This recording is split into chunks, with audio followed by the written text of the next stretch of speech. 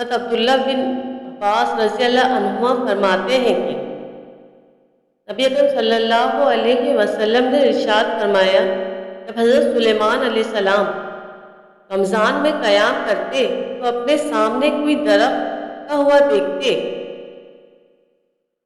آپ اس سے پوچھتے کہ تیرا نام کیا ہے؟ وہ اپنا نام بتا دیتا۔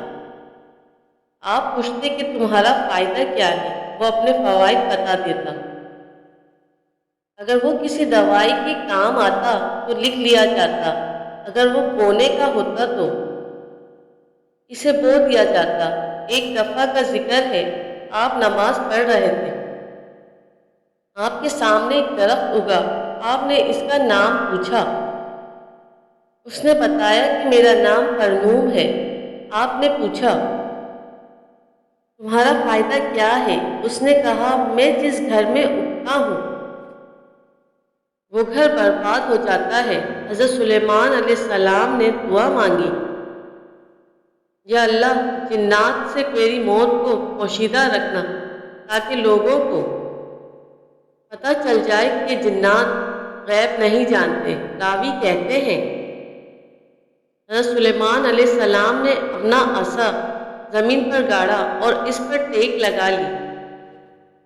اسی دوران آپ کی روح پرواز کر گئی اور پورا 1 سال آپ اسی کیفیت میں اس پر ٹیک لگا کر کھڑے رہے اور جنات مسلسل کام کرتے رہے۔ جب زمین نے اس عصا کو کھا لیا تو عصا گر گیا، اسی وجہ سے حضرت سلیمان علیہ السلام بھی گر گئے۔ جب آپ گرے تو تمام انسانوں پر یہ بات واضح ہو گئی کہ جنات کو غیب کا علم نہیں ہے، کیونکہ اگر ان کو غیب کا علم ہوتا تو حضرت سلیمان علیہ السلام کی وفات سے بے خبر نہ رہتے۔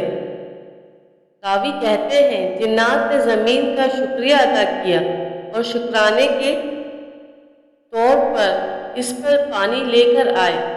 حضرت عبداللہ بن عباس رضی اللہ عنہما یہ حدیث اسی طرح روایت کیا کرتے تھے۔